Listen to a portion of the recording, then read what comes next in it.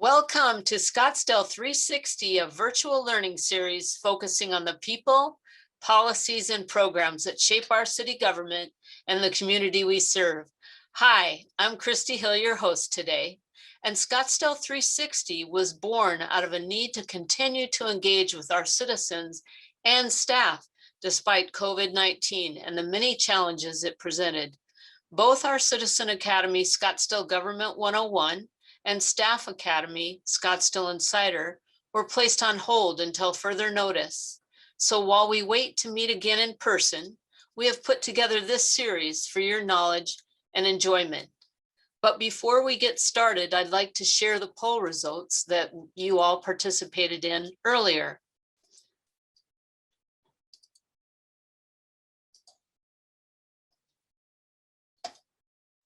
So hopefully you can see the screen and you see that most of you heard about our class through our city communications. We also see that social media grabbed a few of you and word of mouth as well. We also were interested to know if you were Zooming from Scottsdale or if you had gone off to where you summer and went ahead and tuned in to Scottsdale and our program. And it looks like so far, most of you are still sticking around Scottsdale. We have two that are at other locations. And we were also interested to know if you had participated in other Zoom classes that were offered by the city.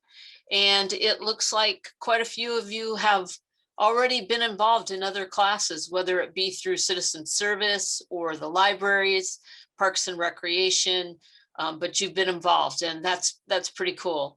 And those of you that haven't, we encourage you to check out all the resources and sign up for some of our classes. We've got some great things going on.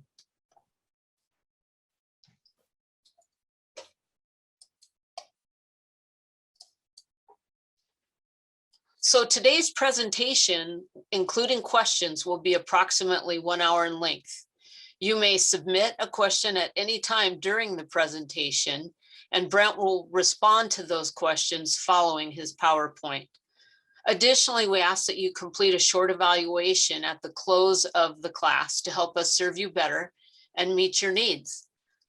We are lucky today to have Assistant City Manager Brent Stockwell, who has prepared a presentation that is full of history and fun and will give us a brief overview of Scottsdale's mayor, council, and city manager form of government, as well as a high-level look at the City of Scottsdale as an organization. Without further delay, I introduce you to Assistant City Manager Brent Stockwell. Take it away, Brent.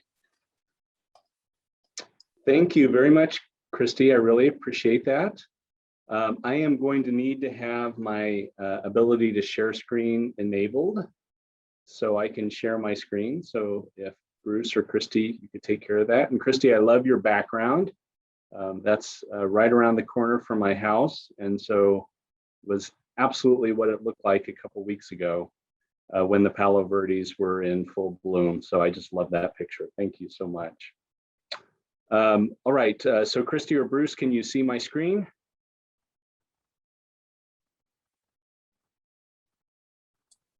We see it. Excellent. So I'll start with my presentation. Thank you so much. So good morning, everyone. Welcome to Scottsdale 360. We really appreciate your interest in learning more about the City of Scottsdale. And I really appreciate the team from our Citizen Service Office coordinating that, this and kind of transitioning this into our new model for being able to involve a lot of people in learning more about the city. So as Christy mentioned, my name is Brent Stockwell. My connection with the City of Scottsdale actually started 28 years ago as a volunteer, right after I earned my graduate degree in municipal management and finance. And I wanted to be part of Team Scottsdale so badly that I applied for 9 years before I got hired as a citizen liaison in 2002. And now I've worked for Scottsdale in a variety of roles for nearly 20 years, most recently as the assistant city manager for the past, as an assistant city manager for the past 6 years. So today my assignment is to share with you briefly about Scottsdale's form of government and give you a high-level overview of the City of Scottsdale as an organization. So our story begins 60 years ago in 1961 when Scottsdale was celebrating its 10th birthday as a town. At that time, the citizens and city leaders decided it was time to become a city as a way to protect our quality of life from rapidly expanding Phoenix to the west. The first step was to draft a city charter or constitution for the city's voters to approve. In the city charter, in the second paragraph of the city charter, the citizens of Scottsdale chose to make a very significant statement when they said this: the municipal government provided by this charter shall be known as the council manager form of government. But what does that mean? In order to answer that question, we have to go back to the start of the 20th century. You may recall from your history textbooks this image, which depicts a time in history when local government in America was known best for its corruption rather than for its competence. This cartoon by the editorial cartoonist Thomas Nast is titled "Who Stole the Public's Money?" and illustrates the massive corruption by the members of Tammany Hall, the political machine in New York City run by Boss Tweed, which pilfered the public's money by inflating payments to government contractors, requiring kickbacks to government officials, and extorting cash from its citizens. In response to this, a new political movement was formed in America, the Progressive Movement, led by Teddy Roosevelt and others, and one of the key reforms resulted in the creation of a new form of local government, the council manager form of government, designed to combat corruption and encourage ethics. To develop this new way of doing business in America's cities, the reformers turned to business, particularly the publicly traded corporation, and created the council manager form of government, which combines the strong political leadership of elected officials in the form of a council with strong professional experience of an appointed local government manager. Under this form, power is concentrated in the elected council, which hires a professional manager to implement its policies.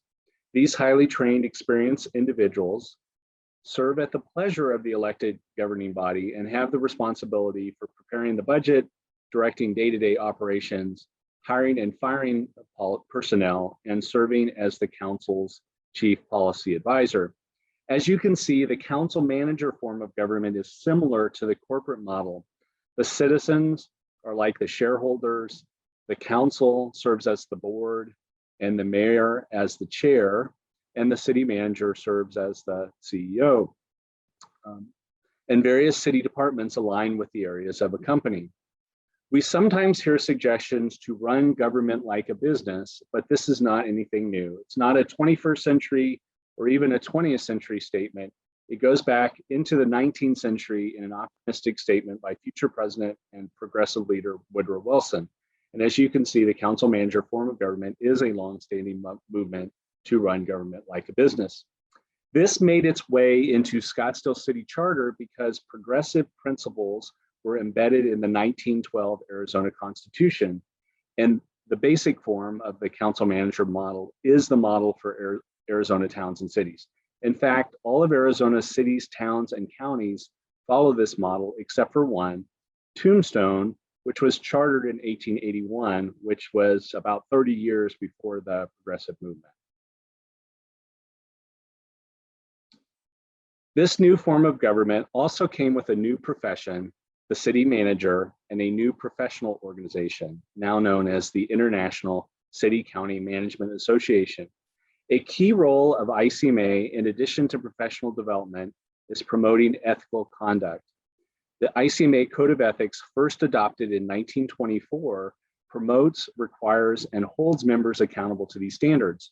The tenets form the core philosophy of the council manager form of government and include such statements as: we believe that professional management is essential to efficient and democratic local government by elected officials, and to demonstrate by word and action the highest standards of ethical conduct and integrity in all public, professional, and personal relationships in order to merit the trust and respect of the elected and appointed officials, the employees, and the public, and to serve the best interests of the people. And I think my camera's on. My ICMA Code of Ethics, actually keep it right here on my shelf as a reminder of my professional obligation and my duties as a professional manager as well. So the foundation had been laid in Scottsdale for the council manager form of government. It is a local government that's quite literally of the people, by the people, and for the people. And pictured on your screen is Scottsdale City Hall, which celebrated its 50th anniversary in 2018. The architect, Benny Gonzalez, modeled it after ancient Aztec buildings from Mexico and named the interior of it after the Hopi Pueblo community gathering place. Where the city council meets is called the Kiva Forum. The Kiva is the Hopi Pueblo word for pit. And that's, you actually, when you go into it, you actually see that it's depressed down, and that's where the council meets. The design of a Scottsdale City Hall is dignified, distinctive, and reflective of the Southwest and the spirit of Scottsdale. And that makes sense since those were the specific goals of the Civic Center project in the 1960s. Scottsdale is governed by a 7-member city council, which are elected at large. They don't serve individual districts, but are elected by all of Scottsdale residents and serve overlapping 4-year terms. These 7 citizens oversee the operations of city government and set policy, approve programs, appropriate funds, enact laws, select the city's officers to run day-to-day operations, and appoint residents to serve on advisory bodies. The mayor is the chair of the Scottsdale City Council and presides over its meetings, which are held most Tuesday nights, starting at 5 p.m. in City Hall. Mayor Dave Ortega is Scottsdale's 12th mayor and took office on January 12th, 2021. The council is shown on the screen in the order that they sit on the Kiva dais. They are from left to right. Councilwoman Tammy Caputi, Councilwoman Solange Whitehead, Councilmember Linda Milhaven, Mayor Ortega, Councilwoman Kathy Littlefield, Councilwoman Betty Janik, and Councilmember Tom Durham. And if you notice the difference between councilwoman and councilmember, they're all given the choice of how they prefer to call themselves.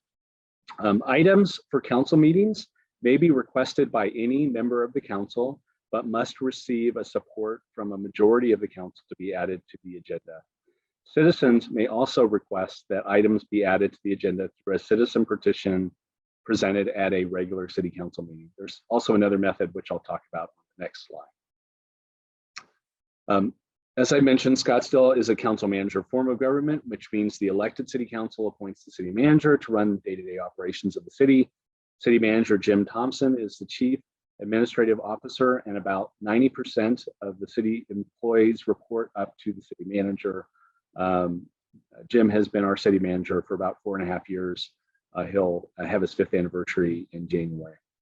In addition to the city manager, there are 5 additional charter officers that are hired and report directly to the city council to advise them on policy issues and run day-to-day operations in their respective areas. They are called charter officers because their powers and duties are laid out in the city charter. More on that in a minute.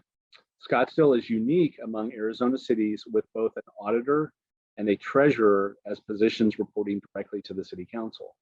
City auditor Sharon Walker conducts financial and performance audits and investigations of city activities and programs. And city treasurer Sonia Andrews, who starts with the city next Tuesday on June 1st, serves as the city's chief financial officer.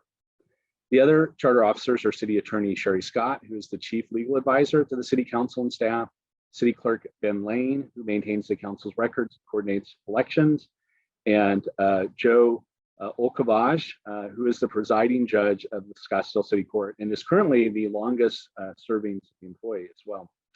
The charter officers are also authorized to place items on city council meetings. They are able to place items directly on council meeting agendas. Scottsdale has evolved to change with the times as well as the growth of the community since the 50s and 60s. This is our current organization chart, and as you can see, the citizens elect the mayor and council, who appoint citizens to serve on boards and commissions to advise them on policy matters, and also appoint the 6 charter officers. The city manager also leads a team that oversees the other major divisions of the city, which includes the police chief, Jeff Walther, who runs the police department, fire chief Tom Shannon, who runs the fire department, and 2 assistant city managers, Bill Murphy, who oversees community services, public works, and water, and me. I'm responsible for the city manager's office, administrative services, and the community and economic development divisions.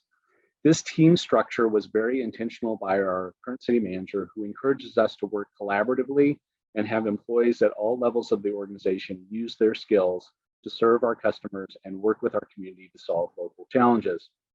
The leaders of these respective areas shown on this chart form the executive team of the city, and we also meet regularly with the leadership team, which includes managers and directors and other professional staff. And then the city manager also holds an online forum every few months with all employees in order to communicate and hear from them as well. So I'd like to shift quickly to some governing documents that are very important to understand. I've referred to it a couple times already, but the city charter is the city's constitution and defines the city's powers and functions. It sets the governance structure, including the 7 elected officials and the 6 city officers. It is a voter-approved document, and amending the charter requires a public vote. In addition, we have the city code, which is a collection of ordinances or laws that are not voter approved, but are instead adopted by the citizens elected representatives, the city council. Scottsdale City Code includes 27 chapters and 2 appendices. The 2 appendices are the zoning ordinance and the tax code. And collectively, it's referred to as Scottsdale Revised Code, or by the initials SRC or City Code. It's Scottsdale Revised Code because back in 1972, a comprehensive revision was done, which results in it being called Scottsdale Revised Code. The City Code does not include resolutions. Those are City Council adopted statements of policy or direction. And then there are also administrative regulations, which are approved by the city manager and the other charter officers, and they guide city employees and volunteers in carrying out their duties. So a couple different levels of documents there. Another voter approved document that guides the efforts of the city of Scottsdale is the general plan. More than just a map, although the conceptual land use for the city is shown on the screen at left. The general plan is a voter approved statement of goals and policies that work as the primary tool for guiding the future development of the city. The version we use currently was approved by the voters in 2001, and you can see a picture of that in the middle there. However, city staff have conducted the state required process to update the general plan, and this will be discussed at the June 8th City Council meeting for adoption and ultimately referral to the voters at the November 2021 election. This is, as I mentioned, a state required process. However, Scottsdale was the first city in Arizona to require a general or comprehensive plan. That was a charter amendment that was made some time ago before it was adopted into state law. The general plan identifies 6 strategic goals that are the major long-term efforts of the city. They serve as the chapter headings in the general plan, and each of the 12 elements and 90+ policies within the general plan fall under each one of these goals. We use the strategic goals to organize much of the city's efforts. You'll find them in our budget documents, our organization's strategic plan, and our annual report. The annual report organizes the city's efforts over the past fiscal year, which runs from July 1st to June 30th, by strategic goal, with performance measures, volunteer opportunities, priorities, and accomplishments for each. It's easy to find our annual report and any of these other graphics that are from the documents that we prepare each year. Just go to our website, ScottsdaleAZ.gov, and search by the word about, A-B-O-U-T, ScottsdaleAZ.gov about. We have a pretty robust ability to be found on any search platform. If you just want to type in City of Scottsdale about and Google or Bing or anything like that, you should be able to find it as well. Scottsdale has been recognized twice by Bloomberg Philanthropies What Works Cities for adopting a business mindset to run a well-managed government, embracing transparency and embedding data in decision-making. Scottsdale was the smallest city in the country and the first city in Arizona to be certified when we were first certified. The city's mission statement, simply better service for a world-class community, sums it all up. We provide public health and safety services that keep our community clean, healthy, and safe. And there are dozens of amenities throughout the community that help maintain a high quality of life. And we serve a world-class community that thousands of businesses call home. And none of this happens without the dedicated work of Scottsdale citizens, employees, and volunteers. Incorporated in 1951, as I mentioned, the city's motto, "The West's Most Western Town," was chosen to emphasize our ranching heritage and the Western look of some of our Old Town buildings. The creator of the city seal, local artist Jean Pennington, said that she modeled the rider after local ranch hand Harvey Noriega shown it right. So the horse and rider at the center of our city seal is not clip art, it is a real person. Mr. Noriega was born in Sonora, but immigrated to Scottsdale at age 18. He lived at, died, and he worked at DC Ranch when it was a working 42,000 acre ranch. He died in 1998 at age 104, but lives forever at the heart of our city seal. I'm going to switch gears now and share about some demographic information about the city and our organization and how it impacts Scottsdale and the services that we provide. So Scottsdale has about 2,600 full and part-time employees and 5,000 volunteers, serving a population of nearly 260,000 residents. Scottsdale has grown from a small town of 2,000 to more than 250,000 people in 70 years. Our biggest growth periods came in the 1960s and 1990s, and we will be celebrating our 70th birthday as a city on June 25th, 2021, just about a month. Scottsdale's employees are spread across 73 occupied buildings, but almost 3/4 of our employees work at one of our 5 major campuses. The 2 largest campuses are Civic Center, located in Old Town Scottsdale, with about 700 employees, located at the corner of Drinkwater Boulevard, named after longtime Mayor Drinkwater, and Benny Gonzalez Way, named after the architect of City Hall. The second largest campus is the North Corporation Yard, which is just east of the Loop 101 freeway, just south of Via Linda. And there's about 600 employees that are at that campus. So why do we have so many buildings? Well, we service a large city. Scottsdale is 185 square miles in total, 31 miles from north to south, and 11 miles wide from east to west at the widest point, which is right about where Cactus Road is.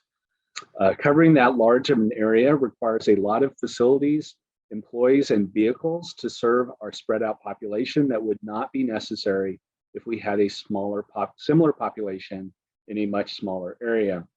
So for example, the city of Chandler, 2 cities to the south along the Loop 101, has a similar population, but a land area of only 65 square miles, which is just 35% of Scottsdale's land area. So you think Chandler has kind of the same number of people, actually more, in 1/3 the land area. And so that means all of their services are provided in a much more condensed area. Scottsdale is also unique because more than 1/3 of our land area is open space, permanently preserved as parks, preserve, and other natural area open space. This is quite unusual of cities of our size or any size. And this includes the nearly 48 square miles of Scottsdale's McDowell-Sonoran Preserve, which is also the largest municipally owned preserve in the world. As you can see here on this chart, less than 10% of the land area of the city of Scottsdale is non-residential, and more than a majority, 51% of the land is residential. And let me go back to that for a moment too. I know we've thought about this. Why do people notice so much the commercial and multifamily areas as well? And that's because they're concentrated along our main roads. So most of us, when we leave our neighborhoods, we drive along those main roads. So that's what we see most of the time, not the miles and miles and miles of residential land within our city. The topography of Scottsdale also varies widely from just over 1,000 feet above sea level at our southern border, where our District 1 police station is, to almost a mile high at Butte Peak in the Continental Mountains near our northern city limit, north of the Desert Mountain development. Scottsdale Airport, known as SDL, that's its call sign, just like PHX is the call sign for Sky Harbor Airport, is about 1,500 feet above sea level. Now, I mention this because the elevation change within the city of Scottsdale poses challenges for water delivery, because it's much easier for water to flow downhill using gravity. It has to be pumped uphill for many of our residents. There are 69 pump stations within the city of Scottsdale to pump water back uphill, which adds to the complexity. And Scottsdale Water meets that challenge. It was recognized by the Association of Metropolitan Water Agencies with the Sustainable Water Utility Management Award, which is the highest industry recognition conferred to municipal water agencies. And we shouldn't forget the impact of tourism and on our community and on our organization.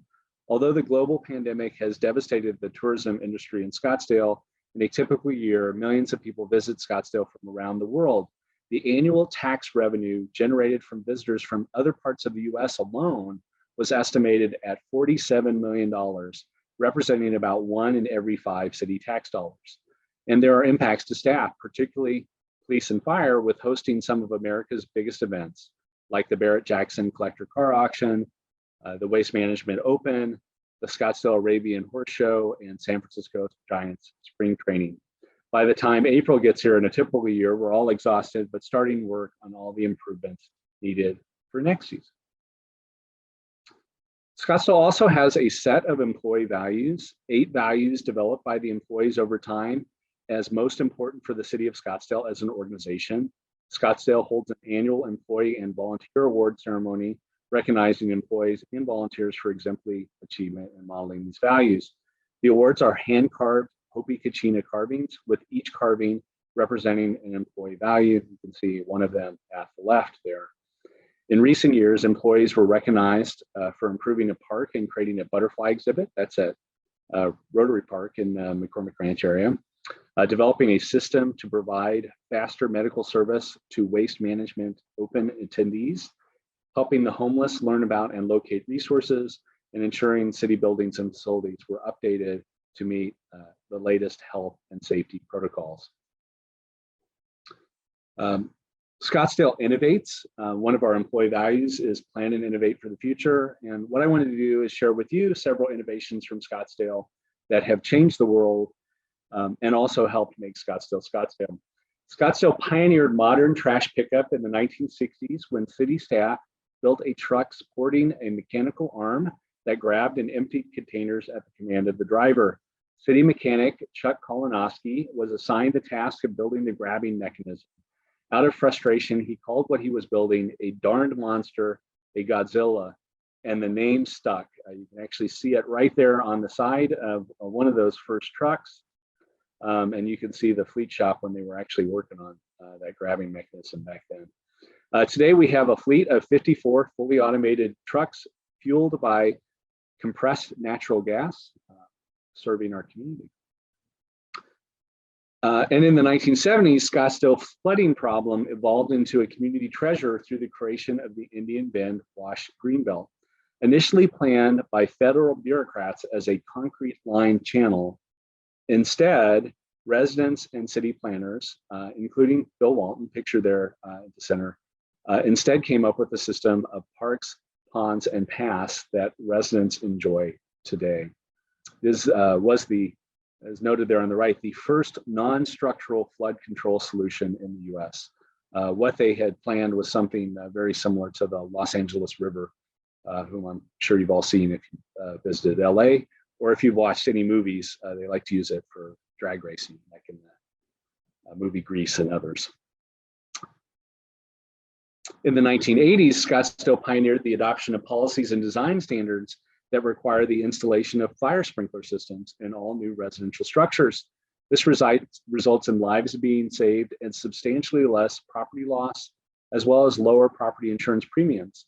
Scottsdale tested the effectiveness of home fire sprinklers in 1982 the old-fashioned way. The city worked with a model home builder, and Assistant Fire Chief Ron Butler sat on a sofa in a model home while the fire was lit next to him. And the rest is, as they say, history. The fire was up, the sprinklers went on, the sprinkler ordinance was passed, and new homes have been built ever since with fire sprinklers. And in the 1990s, Scottsdale community members, including Jane Rao, concerned about development destroying the McDowell Mountains, worked together to form the organization now known as the McDowell Sonoran Conservancy, and worked with elected officials, staff, and other citizens to fund, acquire, and preserve the Scottsdale McDowell Sonoran Preserve, which, as I noted previously, is the largest municipally owned park or preserve in the world. The land area of the preserve alone is the same size as the land area of the city of San Francisco or the city of Boston. And as you get out and hike into the preserve and get out in the middle of it, it's truly an impressive accomplishment that the people of Scottsdale have preserved that, not only for their protection of the wildlife and protection of the views, but also for their enjoyment today and for the enjoyment of their grandchildren and great-grandchildren.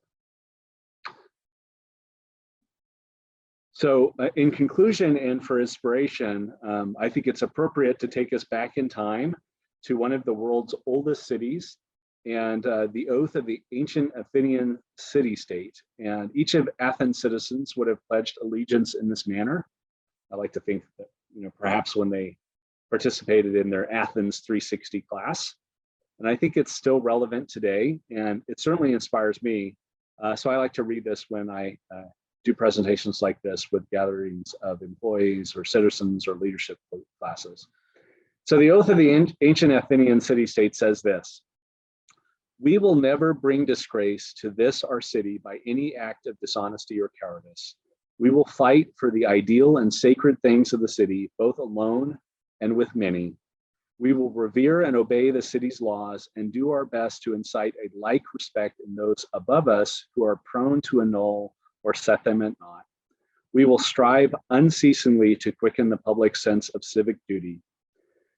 And the last sentence is this: "Thus, in all these ways, we will transmit this city not only not less, but greater and more beautiful than it was transmitted to us." Now, that is a hard thing to do in a place that was transmitted to each of us by our predecessors as a great and beautiful city. But that should be our goal, your goal as citizens and leaders and employees, to transmit Scottsdale not only not less, but greater and more beautiful than it was transmitted to us. So that's the presentation that I have for today. And I am looking forward to hearing questions that might have been generated in your thoughts and minds as a result of this presentation. Christy? Hi all, if you have a question, we'd love for you to submit one. Brent is staying so that he can respond to any kind of question that you have. Right now, I don't have anything in the question area, so feel free to submit something. It's pretty quick and simple. All right, we're getting some now. Hold on, we'll click over, and Brent, I'll let you know what we have. Okay. Well, we have a comment that you did a great civic lesson and also another great presentation, Brent. So no questions as of yet, just compliments. Now we have, are these facts and figures available to reference somewhere? If so, where? Okay, so two ways to answer that. One, most of this information is available at ScottsdaleAZ.gov, search about. So that we have our annual report presentation there, our demographics report, our community profile, our leadership report, and a 4-page spread of this that I have on the screen that you can look at and explore in more detail. what I can do is I'm also happy to share all the slides and my notes with any members of the class if they're interested in that. I'll package that up and get that to you following the session, Christy. Brent, we've also recorded this series, so today's session will be available on our web. Mm-hmm. Any more questions? I've got a few more. I'm going to read the one. What was the origin of the famous sign in Old Town of the cowboy? This is by Freda Hartman. Yeah, great. I often include a picture of the cowboy in my presentation. What that is from the 1950s when the Scottsdale Chamber of Commerce used that cowboy image as a way to entice people to come to Scottsdale. It was actually up on posts in and around the area. So one of them was kept in Old Town Scottsdale near the location of the Chamber of Commerce, which used to be where it is, that cowboy is today at Scottsdale Road and Main Street. And one of our volunteers, longtime community member Patty Badnock, actually has taken it upon herself to keep it painted and keep it well maintained over time. But that's where that came from, and that's why it's there. Used to actually, on the left-hand side of it, inside the lasso, they used to post community notices about upcoming events like the Prado del Sol Rodeo and different things, so that community members could see that when they were driving or walking by. Great. And Maria Griswold comments that she wishes that the realtors and the frontline folks in the realty organization would share this with people that were moving in and are newbies in the community. Certainly, I'll suggest that to Rebecca Grossman, who's the CEO of the Scottsdale Area Association of Realtors, and I've certainly done these types of presentations to them, and happy to do that. That's a great idea. Thank you. All right, our next question from Andrew Song is, how does the citizens advisory participation take place? That's a great question. And hi, Andrew. And take effect, I see down there later as well. Okay, so let's look at this in a couple of different ways. So the most formal method for that is the 25 or so citizen advisory boards and commissions that are appointed directly by the mayor and city council. And so across a wide variety of topics and areas, there are both advisory and task-oriented boards and commissions that meet to deliberate around subjects on that area and make recommendations to the city council on what should be done. So they're one mechanism for getting participation, both from the members of those boards and commissions, but also from the public that might attend and speak at those as well. So that's kind of moving from kind of formal to informal. That is kind of the most formal way that takes place. And certainly at every city council meeting, every board or commission meeting, there is an opportunity for public comment, and any public comments that are received in advance of those sessions are also shared with the council and become part of the packet too. So if you ever really want to be informed about a matter that is being considered by the council, you go to the agenda, you click on the link for that item, and the packet pulls up often hundreds of pages of information and contracts and presentations and public comments that are there as well. Another method for citizen involvement is as part of projects like bond projects or capital improvement projects. Included in that is a citizen and planning projects. Included in those is a citizen involvement or neighborhood involvement plan, where either the city requires the private sector to do so for planning cases, or does it itself for city projects, and are required to go out and seek out and notify people that are potentially impacted by that, and seek out their input and include it in the decision-making process for that. A couple other things that I'll mention as well. Another method for citizen involvement is the 5,000 plus volunteers that work side by side with city staff and extend the services that we're able to provide. These volunteers serve as kind of frontline representatives with visitors to Old Town Scottsdale. That's the Old Town Ambassador Program, or they keep our roads clean through our Adopt a Road program, or they serve as community mediators through our community mediation program, or they work in the libraries, parks, human services, you name it. All police and fire departments, they're all there, and they're working alongside city employees.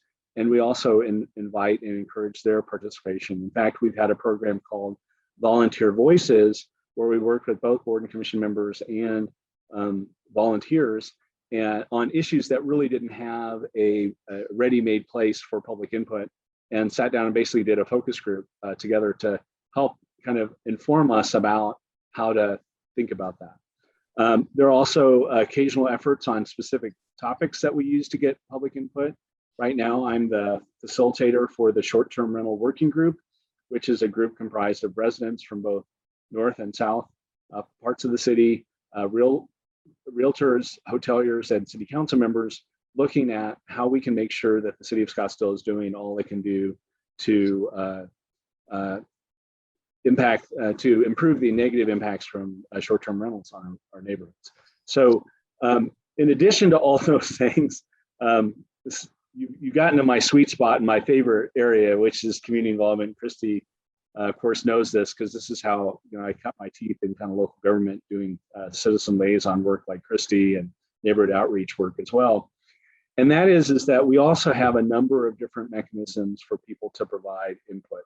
We do an annual, biannual community survey, and we post those results on our website. If you go to ScottsdaleAZ.gov and search community survey, you actually find survey results all the way back to the 1980s, because Scottsdale has a long history of asking its city citizens not on just specific issues, but also on broad issues as well. And so that is a mechanism that we use, and we build that into our strategic plan and our other operational plans that we do. And we've also been adding a component to that where we have an online citizen panel where people were willing to respond to the community survey and also willing to respond on other issues that come up and give their input on that. And we're building that in as well. And then the last thing that I'll mention is that we also have a series of electronic newsletters. So if you go to ScottsdaleAZ.gov and search newsletter, you'll be able to sign up for whatever of the many different e-newsletters that we have to become informed and stay informed about those specific issues. Does that work?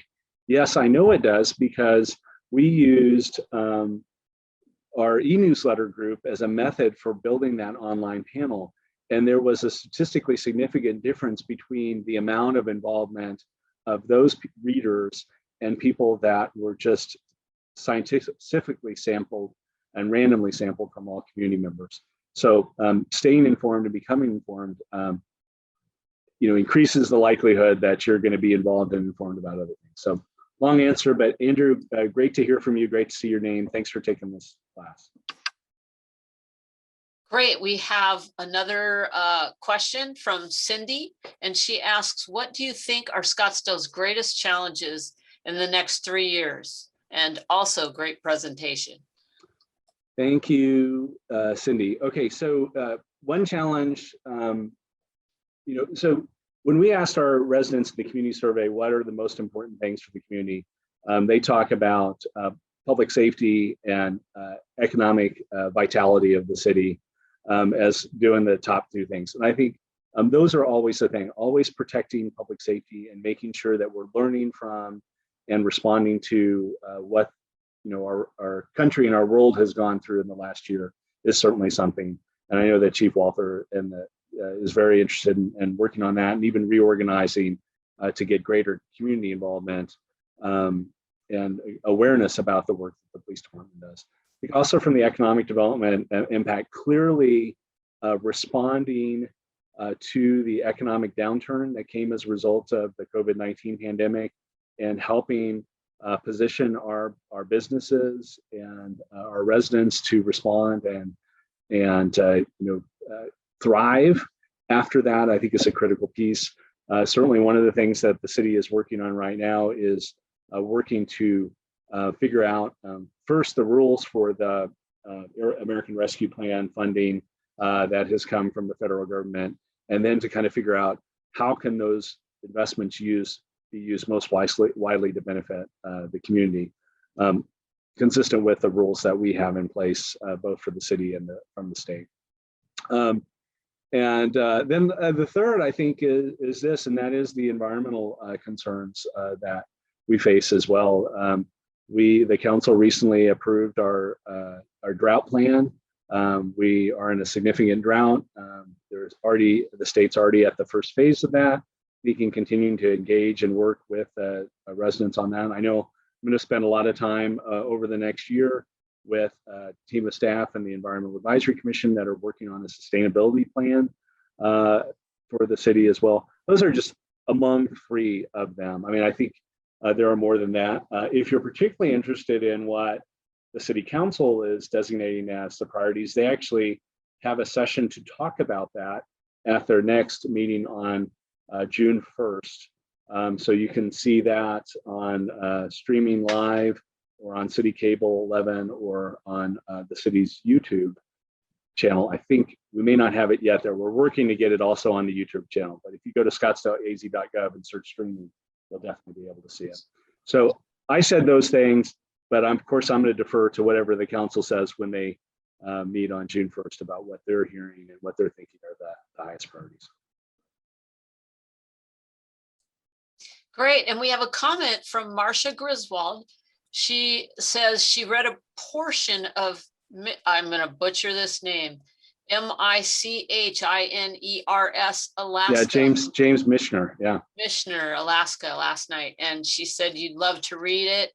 And it describes the turn of the century corruption. Yeah, thank you. Mary also has a compliment to submit. She says Scottsdale's been incredibly responsive to any of her questions, concerns, and requests. And she lived in Phoenix for years and decided to move to Scottsdale, and she's loving living here in this beautiful city. Yeah, I am glad you moved here too. That's what we hear from a lot of people. I know I gave an incredibly long response to Andrew's song, but I could have mentioned 2 more things, and I will take the opportunity to do that now. And that is that we do have customer service standards in place for the City of Scottsdale to implement our mission statement that I think is still shown on the screen of simply better service for a world-class community. And Christy in her position, but all employees in their position are there to get questions from the public and respond to questions. You can also email directly to the mayor and city council. They have a real easy email address to remember. It's city council, all smushed together, at ScottsdaleAZ.gov.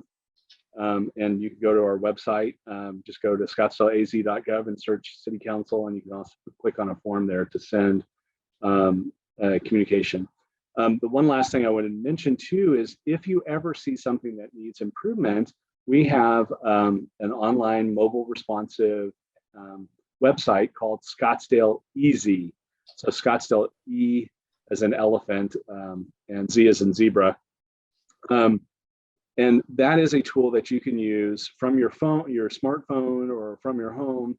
And if you see a pothole or graffiti or a street light that needs to be replaced, you can enter that information into that, and then that'll go automatically to the staff that need to respond to that. And also, I would also be remiss if you don't know where to go in the city. We have a lovely group of 2 fantastic women that answer the phones when you call 312-3111, and Donna and Katina, and sometimes Joy, who's their supervisor, will answer the phone and get you to the place that you need to be. So if you're real comfortable with the web, go to ScottsdaleAZ and enter in the request. If you are more of a phone person, call 312-3111 and ask them for help. They'll help you get there. I see Alex McLaren's question about thoughts on council districts. I think that might be something that comes up in the council priorities on discussion on June 1st. I've responded to this question at similar things. Both professionally run cities have council districts, and professionally run cities also don't have council districts. It's really a matter of community preference. What tends to happen is in council district systems, so the mayor is the only one that's elected at large, and each one of the district members are elected individually. So typically, if you live, in my neighborhood, you would have one council member that you would go to if you had a problem that you would want to bring to their attention. And typically that would be the one that would respond to you, because the other ones would have their own constituents to respond to you. In the system that Scottsdale has today, you can go to the mayor or any one of the city council members, no matter where you live. They have all been elected by each of you, and then you can ask them to respond to that. And it certainly has been a system that's been in place and served Scottsdale well for 70 years. If the voters of Scottsdale would choose to make a different direction, then we would work to respond to that. And I've worked in communities with both. Hope that helps. Great. And we have another question. Mary asks, what is happening with the new design for downtown, specifically the Fifth Avenue area?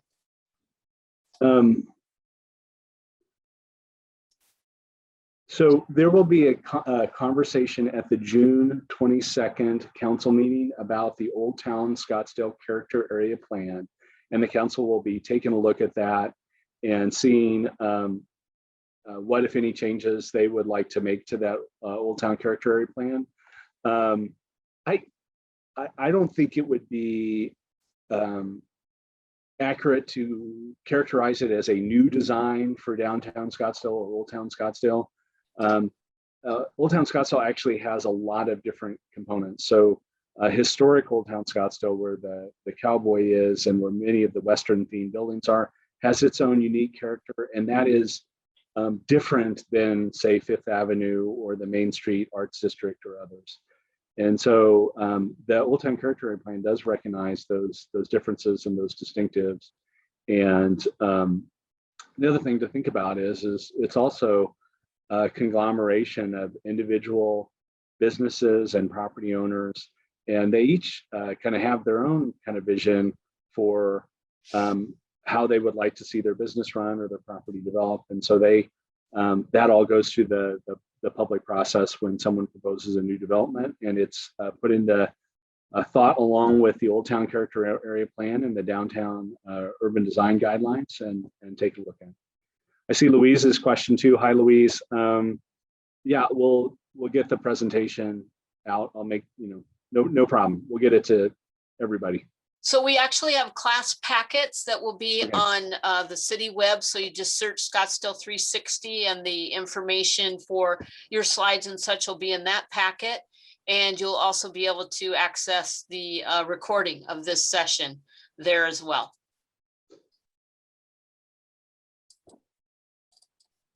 And then next, thanks to History Museum folks, as I'm busy reading through the Civic Center redo plan. So kudos to them. Nancy Bogardus, how many commission positions are open currently? That's a tough one. Yeah, so I just went to boards and commission, ScottsdaleAZ.gov, and search boards and commission, and there's a vacancy thing. And right now it appears that applications are only being accepted for the Building Advisory Board of Appeals, and there's 3 openings. That's probably because they had just made a number of appointments at their last meeting. So I'd anticipate, there's also a link there. You can look at the list of anticipated or known vacancies. So you can look by any board or commission from that link and see when their openings are likely to be.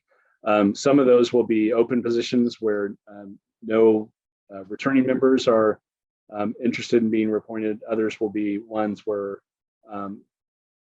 members are seeking a reappointment. So ScottsdaleAZ.gov, search boards, and you'll get there. Great. And then we have a kind of a joking comment from Renee about ice cream trucks and writing them into the city code. Yeah, there's actually a law called, I think, was what, Leo's Law or something like that. And they did put a law allowing ice cream trucks in Scottsdale. It was about 10 years ago. So, And thanks for noticing that. Henry's asking when the Citizen Police Academy will be restarted. You know, Henry, I don't know that question, but that's a good question that maybe Christy could follow up and get out to everybody. I do know that they've had the longtime staff member, Chris Fasal, who ran that program, has retired, and they're working on getting replacements for that. I think it's a good point to say kind of overall what the city is doing on COVID-19 and reopening. We've tried to reopen what we have reopened. We're watching very carefully the case rates. We have policies and for the pandemic that we actually put in place based on Center for Disease Control guidance and Arizona Department of Health guidance. And basically the criteria in that is when the city had reached mild community spread for 2 weeks and the county the same, then we were going to reopen the meetings to the public. When the CDC made their guidance change recently on vaccinations, and we're at the point where we're getting pretty close to about 60% of eligible residents having been vaccinated, we're going to instead of waiting until a mild level, we're going to do it at the moderate level. Scottsdale has just this week got into the moderate level for 2 straight weeks. That was after being at the substantial or high level for 30 straight weeks. Scottsdale is the lowest of any of the largest cities in the valley. And so Maricopa County hasn't quite gotten there yet, but we're continuing to watch this closely. I'm very hopeful that the rest of the county will see the positive trends that Scottsdale has, and we'll be able to restore even more as we go through the summer and particularly by the fall. I know we all want that. Great. And Marcia is commenting that it is awesome that we offer these virtual programs during the pandemic, and she hopes that they will remain in place when we are able to get back in person with our academies and our meetings and such. And Brent, I can speak for at least Citizen Service. We've already had discussions of continuing Scottsdale 360 post-pandemic and just offering this as another addition to the many classes that we offer to the city and to our staff and citizens. Yeah, certainly. I mean, while it's been really difficult to try and do everything we used to do in person completely remote, there are some great features with being able to do things remote, particularly when you have a city of 185 square miles where people can visit and participate in things that they might not have otherwise been able to participate in because of other commitments or transportation needs or childcare needs or what have you. So I know at least for the short term, once we open things back up, we're going to continue to be able to do some of the hybrid things so people can continue to have some of the benefits of the remote participation even when we restore the in-person meetings. Something we're definitely looking at and trying to be prepared for. So I can see we have a number of open questions still, and some of them we can get through fairly quickly, but I just wanted to say to the group that has tuned in for this awesome session that if we don't get to your question or you think of something after we close, you can email me at CHHILL, so CHHill at ScottsdaleAZ.gov, and I'll be happy to find out, the answer to your question and such. So getting back to the next one. So we're going to try to wrap down on submitting more questions. If you'll send any now to me, that would be great. Deborah is asking or sharing that we're fortunate to live in a lovely city. Others feel that as well, and we've seen the growth. What are the growth plans for the city's population? How will the city accommodate such growth? Well, that's one of the reasons why we have the general plan and try to make sure that we're anticipating that. And then also, development is required to provide water impact fees and then also pay the cost of its development. So, I mean, we, work, very carefully on that. So that I think that's one thing to think about. I'll knock off some of these if we can that haven't been answered just to get as many as possible. I see the other question about the current total employment. So full-time is 2162. And when we include part-time employees, such as those of the lifeguards and rec leaders for the summer and et cetera, we get up to 2,600. I already talked about the challenges. There's a question about recycling water. The city, one of the things that you can take a look at online, and more particular, if you go to ScottsdaleAZ.gov and search water, or if you go to ScottsdaleAZ.gov and search sustainable Scottsdale, we have a whole website with more information about what we're doing on that. The Environmental Advisory Commission has also been talking about the issue of how we use recycled water, reclaimed water. We are actually putting much more water back into the water table than we're pulling out of it. And the city was also approved for the ability to the water has reached a level where it can be used as drinking water in limited circumstances. They used it to brew beer at Canal Convergence a couple years ago. And so those are all things that the water department is working on it. The city flag was something that the prior council decided not to do. So that's not had any traction at this point. These are great questions. Christy, if you can get them to me, I can kind of use them to make my presentation even better for the future. And I do really appreciate each one of you that has decided to take an hour and spend your time learning more about the City of Scottsdale. I really appreciate it. Great, Brent. We sure thank you for joining us today and giving us such a great presentation. You in the audience, we thank you for attending today, and we hope you've learned something and that you've enjoyed the session. And we definitely want you to join us again. Our next session is June 10th, and we're actually talking about sustainability. So you'll hear about the water and such, and you'll learn about the ongoing sustainable Scottsdale initiatives and how you can be part of that solution. When you leave this webinar today, please make sure that you hit the box afterwards so that you can complete an evaluation for us. That evaluation helps us be better for you so that we can make better presentations and better classes. So we thank you. We're glad that you attended, and we'll see you in 2 weeks.